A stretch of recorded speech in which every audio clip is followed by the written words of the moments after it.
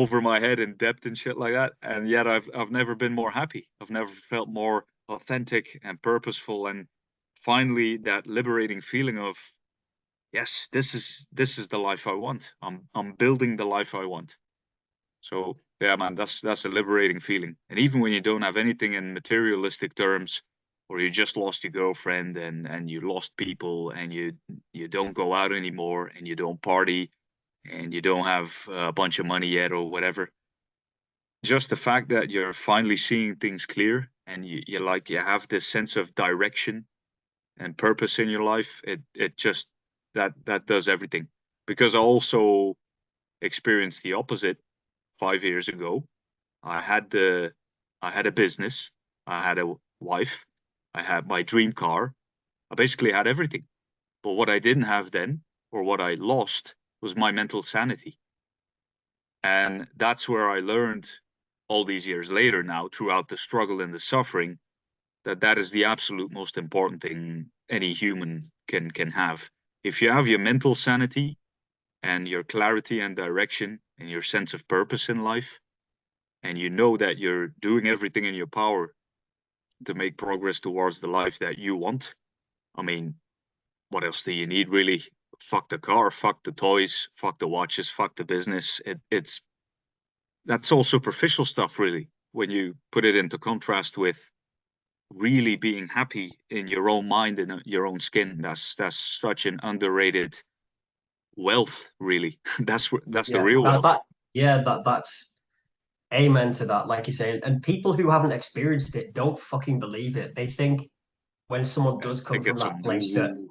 yeah, that you're just trying to convince yourself Yeah. that things are okay. But it's like, no, when you, like you say, when you truly get to have that experience, nothing in life compares to it.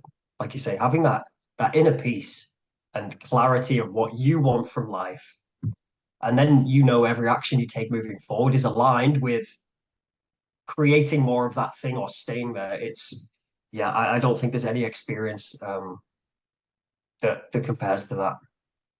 I'd rather have that and nothing else than everything else and not that. Yes, yes, that's the point where I'm at now. And yeah, it's such a liberating feeling, man. It's truly it feels like this burden is off your shoulders, especially when you come from a place where I come from, and that's what I liked about the niching exercises. I'm still busy with it. I'm still working on that. But that was such a powerful question, like, where were you 5 years ago? And it's crazy because I see so many young guys, young men that are in the position that I was in 5 years ago. And then it all becomes clear. It's like, that's the whole point of the story, really. I'm now Yeah, in the yeah. position where these guys, are trying to get to, but they don't see it yet. They don't see the road. They don't see the steps they need to take. They don't see, the forest for the trees. They're confused. They're feeling lost. And it's so funny how everything falls into place. My mother's coming home. She talks about a guy that I used to work with, like way back in the day, and she's like, "Yeah, it's like he spun 360 degrees." That was also a guy that used to chase money and cars, and yeah, and always dressing nice and sharp, which is nothing is wrong with that. But he was chasing all this superficial, materialistic stuff as well. Had his own business, and now we just arrived at a point where I think his grandfather passed away. And he had a massive eye-opening experience of like, what the fuck am I doing? What am I doing it for? Yeah. What is all this, this nonsense, buying stuff and looking the part and looking rich and having all this money and having all this stuff, but what does it mean? What is it for? Yeah, And it's bullshit, really, isn't it? It's a nice bonus to a peaceful life, and that's exactly. about it, Yeah. isn't it? Yeah, but like you say, it's that pain. Life's a funny one, isn't it? We need that pain to get to this place because if we hadn't gone through all of that shit, we'd never be able to help other people, and we wouldn't even be appreciative, would we? It's yeah, That's it. it's a That's funny it. experience. It really is. Yeah, and you only But see it afterwards, right? You yeah, don't see it yeah, when you're in it, because when you're in it, all you think is, man, this is awful. It feels terrible. It sucks. I'm feeling anxious and nervous and lost. But what you Yeah, don't realize, like you say, is when you finally get to that other stage, you push through, you just endure, you take some more, you take the hits, and you say to yourself, this will end. Everything ends, good and bad. yeah, And so then you finally get to the other side, and then you realize, wow, yeah, it yeah, was all for a good reason. yeah. And you know the funny thing is, every time I think on that, and if I ever had a choice to be like, would you go through it again to have this experience? Yes, every fucking time. 100%, Yeah, 100%. Put a yeah, smile on your face. yeah, absolutely. And That's the funny there's thing, another right? good thing is it makes you so much more appreciative and bolstered for moving forward with all those new skills. So your resilience for taking shit, it's like it's like going from baby to adult, isn't it? But emotionally, once upon a time you might cry because something happened, and that's okay. But then next time you cry, it takes something 10 times more serious to kind of not stop you feeling it, but to be reactive to it. It's just much easier to flow with the good and the bad, isn't it? Because that accepting oneness is so fucking powerful. Yeah, exactly. Well, and the thing is as well, from all those past experiences, you naturally just build in personal anchor points. That's something I refer to it as anchors. I call it that way, but really it's I should give credit to Johnny Payne, which was one of my first mentors. In his book Blueprint the Beast, he describes this concept of anchors, and there are visual anchors, auditory anchors, kinesthetic anchors, even certain outfits, the way you groom your hair, whatever, anything that can put you in that state of feeling powerful, feeling in the zone, feeling like you're on top of the world, like you're in the flow, you have limitless confidence, you fully can immerse yourself in whatever it is that you're doing, and you feel like time is standing still and you're just fully into it. And I've noticed that as well. There are certain things, certain music, certain self-talk phrases that you can say to yourself, certain body postures. Training is an example. Everybody, every young guy that goes to the gym knows the feeling he has after a good workout, after an intense workout. And it's a form of an anchor. You do Yeah, a certain yeah, action, and it just by manipulating your body in a certain way that puts you in a certain mental state as well. And I think a lot of young guys will definitely relate to the feeling of when they just had an intense workout. Maybe they had some pre-workout and nootropics, which obviously do something as well. But the whole experience is and then afterwards it's like they're on drugs. yeah. It's fucking like you They're like, say. It's holy because shit. yeah, I think to get into that flow state, we need to honor all of our bodily needs, don't we? So when we're going into a situation like that, like you say, we've listened to amazing music, maybe we've had a new topic to open our mind up a little bit more, and then we are doing 100 tasks in 1 hour and we successfully complete all of them. And then the endorphins, all that shit. So yeah, by the end of it, it's so accomplishing in so many ways, isn't it? Oxygen flowing, it's just, yes, honoring life, and the reward you get for honoring life is always that type of sensation, I feel. Yeah. Mm. Yeah, man, absolutely. The work is So the reward. That's what it comes down to, right? yeah, absolutely. And embracing the shit and learning to fall in love with the process, as overly used as that That's it. term is, it's so fucking true, isn't it? It is. Yeah, it is.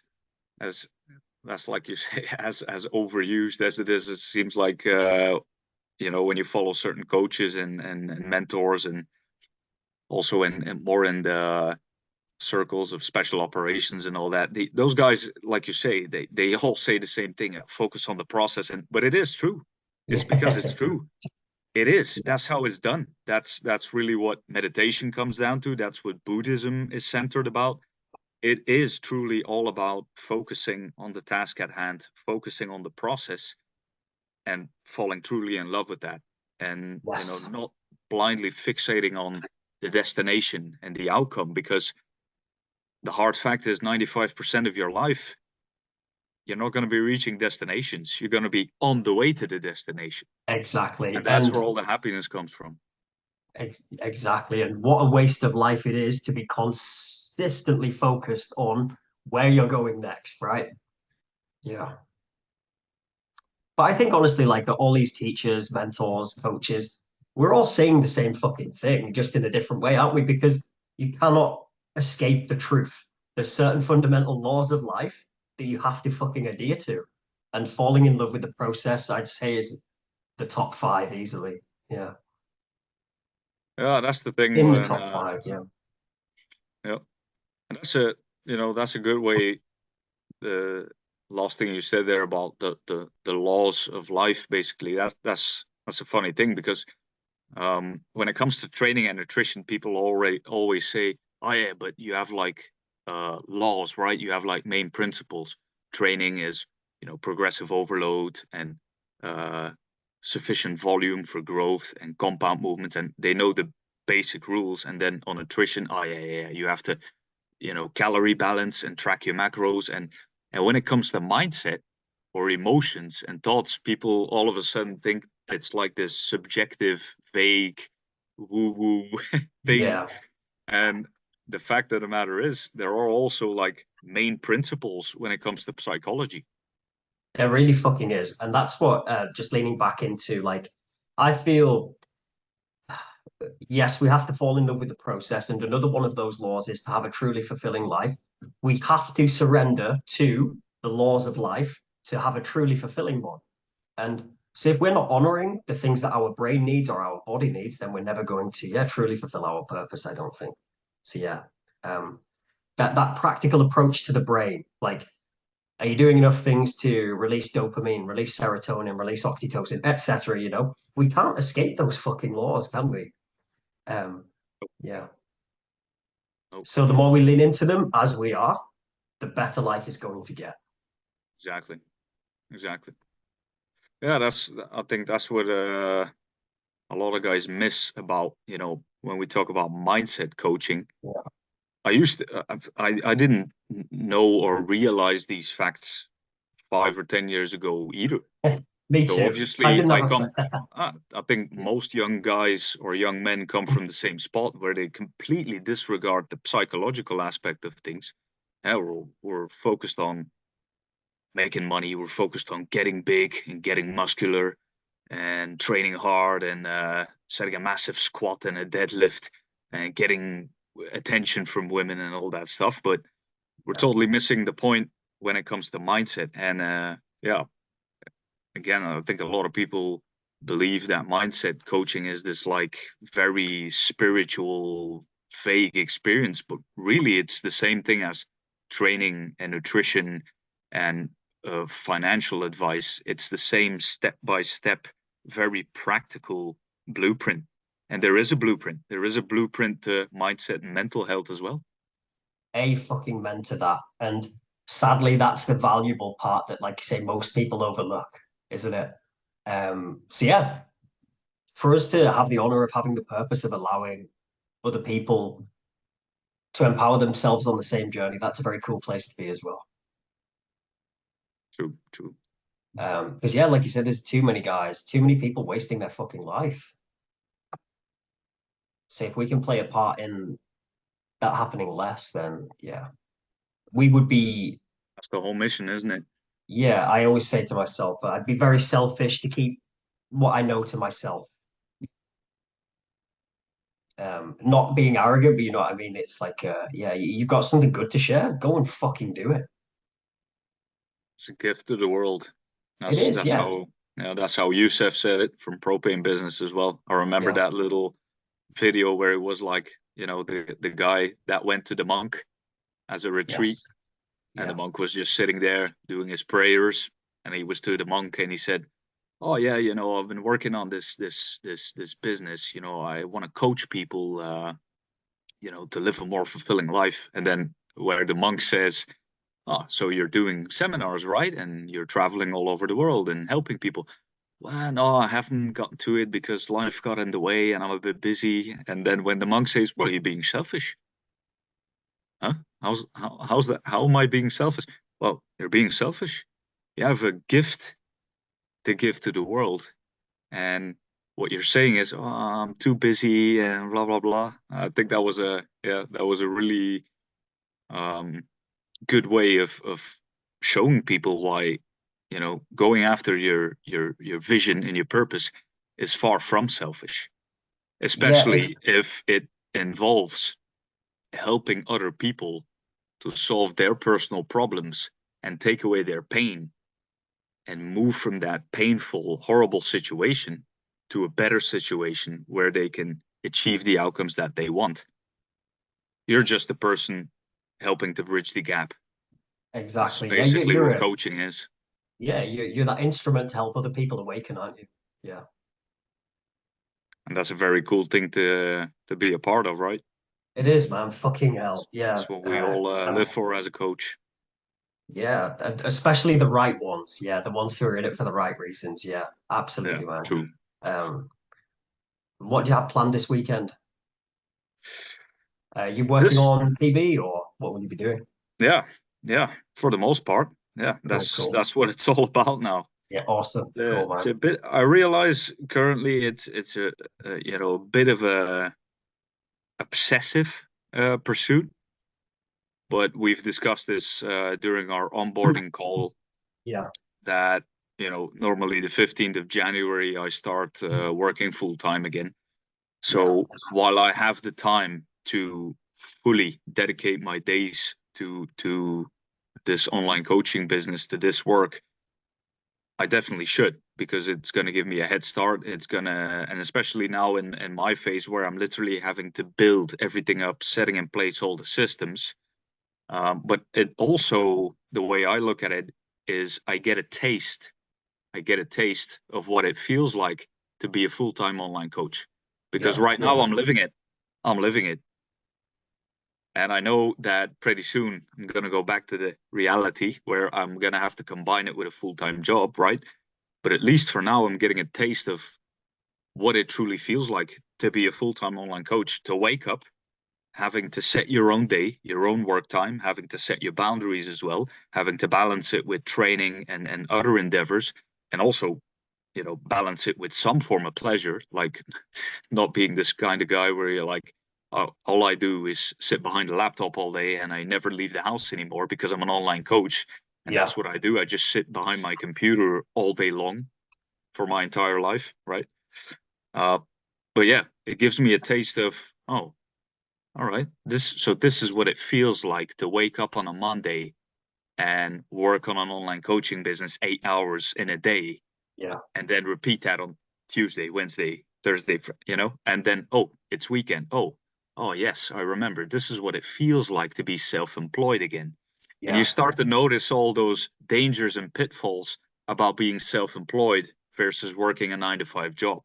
9 to 5 job really is easy in the sense of you have a clear start and end to your workday.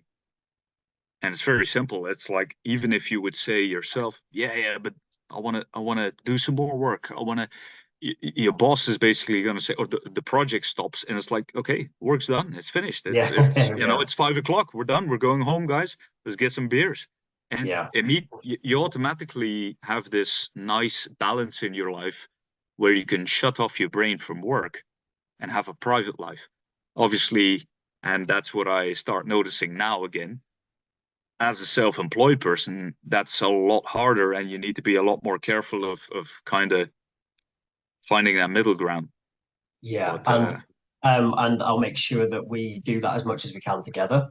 And we're basically in that situation where self-employed, it's higher risk but higher reward.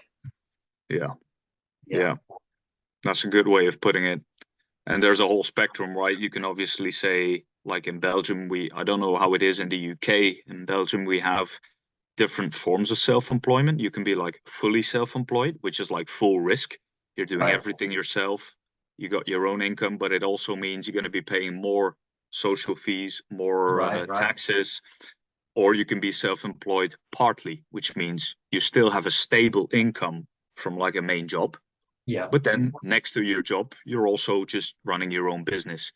So obviously you can choose how far you want to go, how deep down the rabbit hole you want to go. and how much risk you're willing to take. But it's like you say, really, it's like you say, it's in most situations, higher risk is higher reward, and Yeah, going after a higher reward is going to be high risk as well. That's just how it exactly. is, right? Yeah, so yeah, it's similar here. A lot of the coaches we get in the UK, yeah, they're working full time and they're building a side gig, self-employed, Yeah, and they slowly start to pull away from the full time as they lean more into this, yeah, the full time self-employment. Yeah, yeah. cool, man. Right.